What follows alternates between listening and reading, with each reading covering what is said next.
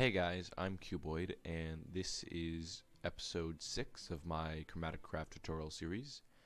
And this episode is going to be quite a bit shorter than some of the other ones, because I'm literally only covering one or this thing and some other progression, because, well, if you look in the book, I have covered all craftable things except the, the pedestal.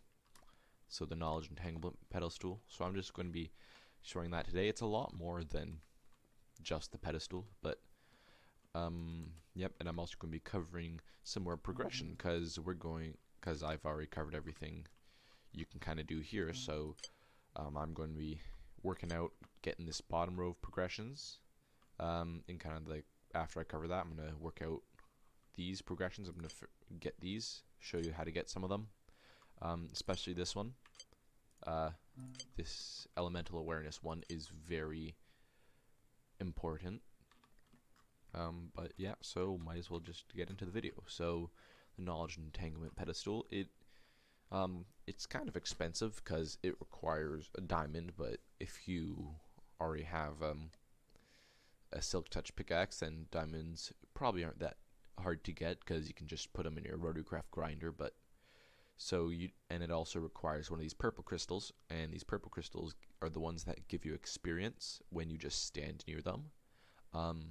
So you do have to sacrifice one of those to build this, but if you're playing with like a friend, or if you're playing with someone else and both of you, you know what, I'll show you how to craft it, and then I'll read the Chromatic lexicon thing for it. So it takes 3 crystalline stone, 1 purple cave crystal, so not crystal shard, it wants the actual crystal, so you're going to need to have a pickaxe with silk touch on it. It also requires 2 gold ingots, 2 aura dust, and the diamond. The aura dust can be obtained by breaking these blue flowers there.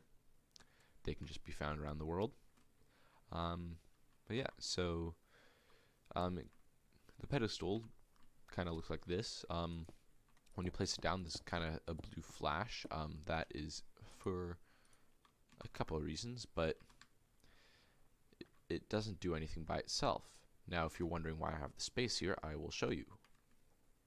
If you come down, actually before I do that, I will read the thing out for it. So it says, you can pause the video and read this, but pretty much what it says, if you're sharing a base with a friend, sharing a base with a friend is a common practice. And then it also pretty much sums up that it's kind of annoying that you and your friend you're playing with have to both go out and get their progression. But if you've already gone out around your world and found a lot of the structures, and your friend or whatever are not able to go find the same structures because you've already found most of them in the general vicinity of your base, then that might be an issue. But using the knowledge entanglement pedestal, it will link you and your friend's progression, so that pretty much if you get a progression, they will also get it. It works for most progressions. I have not actually used it. I'm just kind of recounting what the book says about it, because again, I really don't have anyone to play with. But so kind of useful. So both of you will share your progression using this.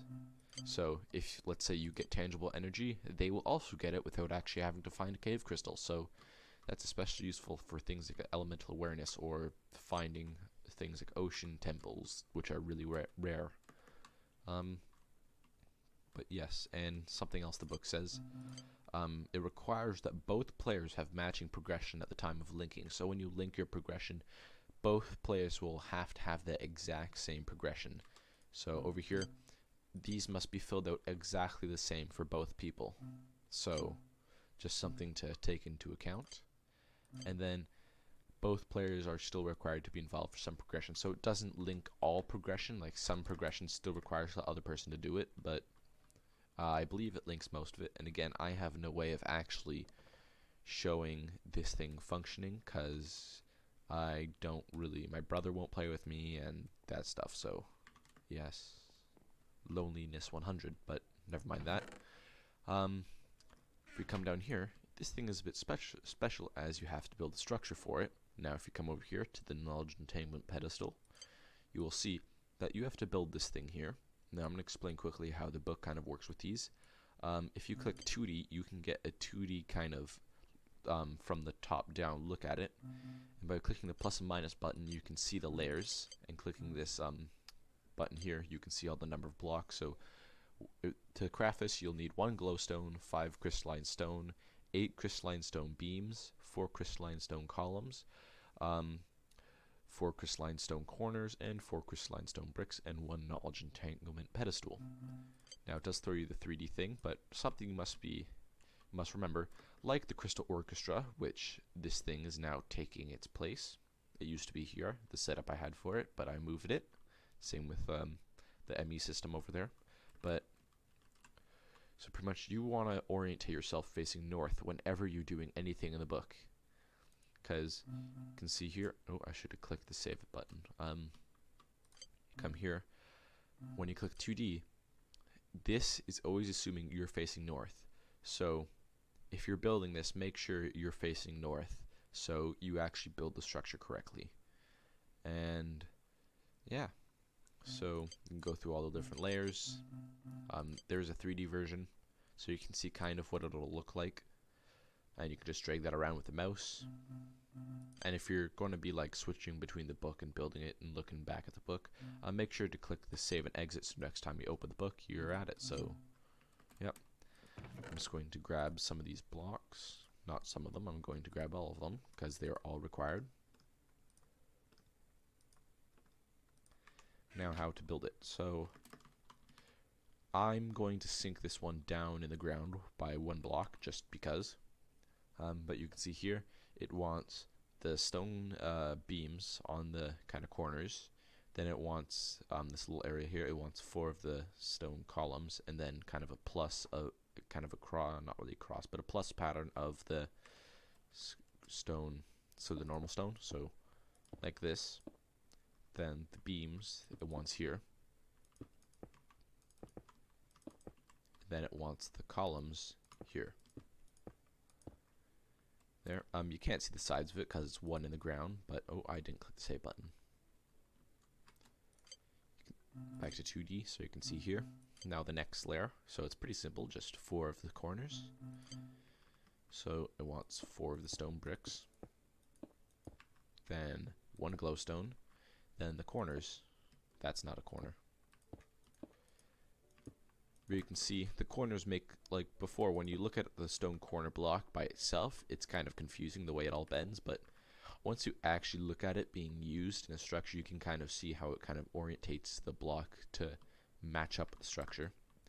But so the structure's almost done, it's just missing the pedestal, and you can see this thing now has the beam coming out the top, and from here on, I actually have no idea how to use it because I don't have the ability to test it out on anything, which kind of sucks. But if anyone who watched this video, whether it is sooner or later, if you leave in the comments if you have used this and know how to use it, then leaving a comment that tells me what it, like how it exactly works, like whether both players just have to like stand on top of it or just be near it or just right click it.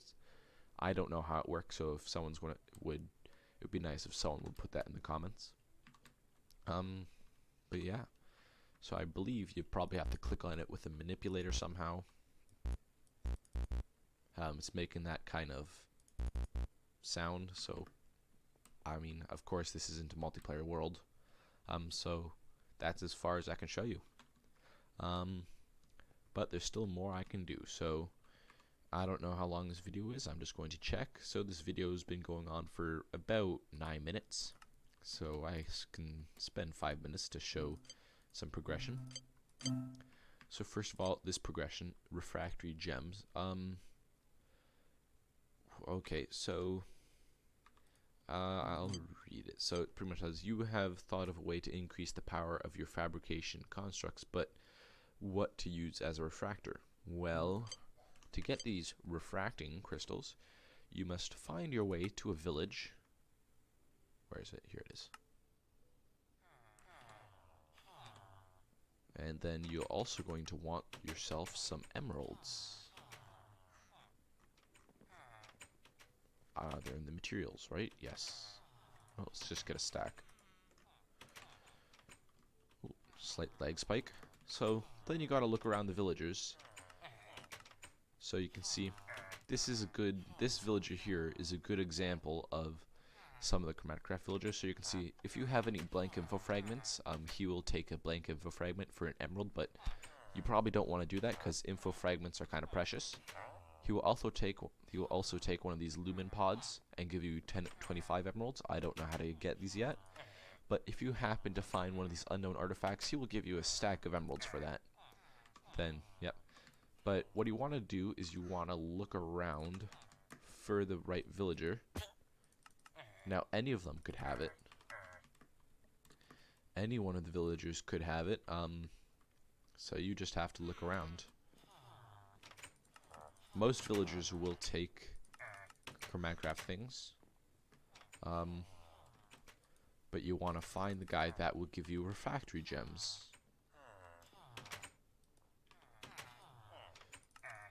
Now again, it could be literally any one of them.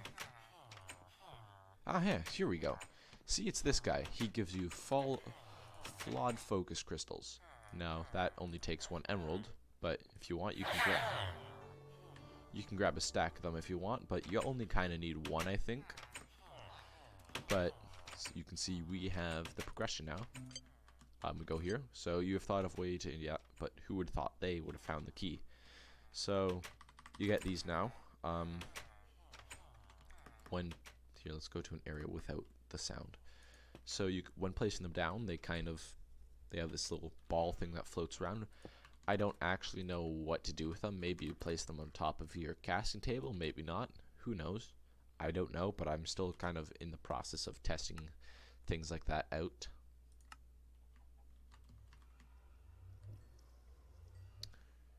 Okay, back here.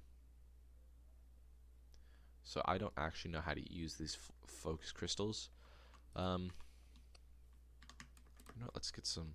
I'm going to attempt to make some crystalline stone. Do we have anything around here that I could use? I'm just going to experiment with them quickly. Can I grab some of this? Yes. So let's put 1. I don't want to break that chest for a couple of reasons. But you can see this gives me 16. So I wonder if putting the focus crystals on top will do anything. I don't know, I might be completely wrong, but still give me 16. Yeah, so I don't know how to use the focus crystals, but that's how you can get them. You trade with villagers.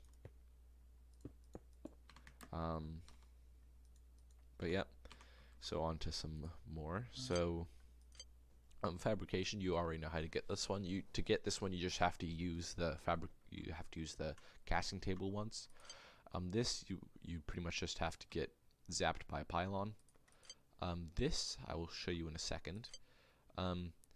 This you need to go to the nether. So I will get that quickly. Too bad I can't fly any faster. But you just have to go to the nether. You can see the evil realm. Then let's just go back.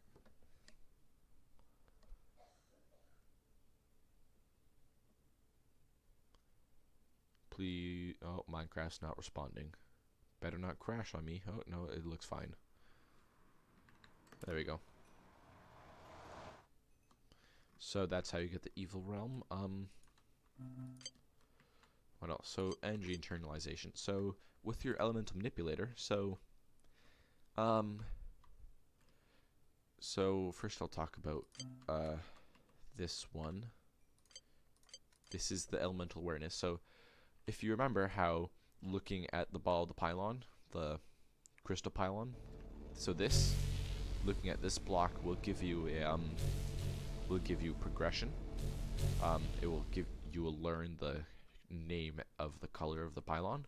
You have to do that with every single type, so that's where the pylon compass comes in handy. I showed that next episode, so If you're having trouble finding the pylons on your own, then using the pylon compass will be very useful.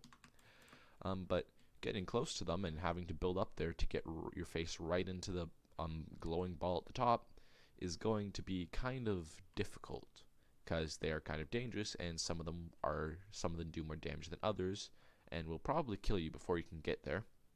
But by standing within the distance, so if you've noticed, when being close to a pylon, you get that kind of effect on the side of the screen. When you're in that air effect kind of range, you can, if you right-click the elemental manipulator when looking at the top of a ball, you can see you will fill up with energy. Now you can do this with every single type. So, and it also, you can see up in the corner, we got the energy internalization one, and the name of that crystal element. So you can see for this one, we can get this one. So it's a much safer way of learning the types. But I'm just going to go through and learn all of them. And you can see in the top corner that as we absorb energy, it fills up.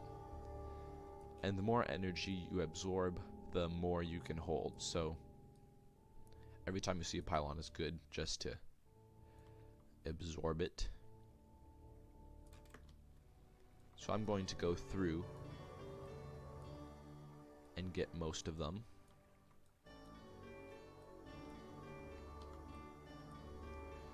So I'm just going through and getting all the crystal energies. So this white one should be the last one. There we go. So now we have the elemental awareness. I mean, of course, you could just look at the ball to learn the glowing thing, to learn the energy type, but it's much safer, and you also get other progression using the elemental manipulator. So yeah. Set it back to day. There is another, so I have the full second row of progressions, right? Yep. Now you can see there is some other stuff here, but this is not for me yet, because this is the next kind of set of progressions. But getting that elemental awareness progression is very important for a couple reasons. But one is that you now have the ability to get so much more progression.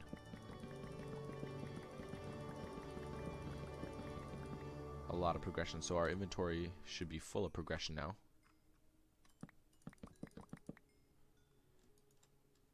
So we can just right click all of these things in.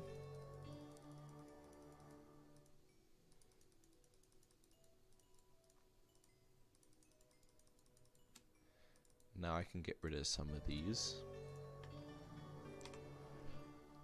So, I'm going to get rid of everything except the book. So I'm now going to spend the next couple minutes or so. I am going to be recording myself, but oh no, I've got all of them. I thought there was going to be more than that, but apparently not. So let's just open the book once again. Put these last couple in. Oh, that's a slight glitch, but you can see now. Let's just check to make sure we have all of them. Oh, we're missing a couple. We're missing 2 of these. These are the ancient data tower ones, but I don't need those. But well, I don't need those yet. You know what? Let's just put them in the book anyway. There. So you can see, getting that last row of achievements, we unlocked quite a bit of things. So you can see, look at all of this. Look at all of these things. So lots of stuff to cover. But yeah, I'll start going over these things in the next episode. So I guess thank you for watching.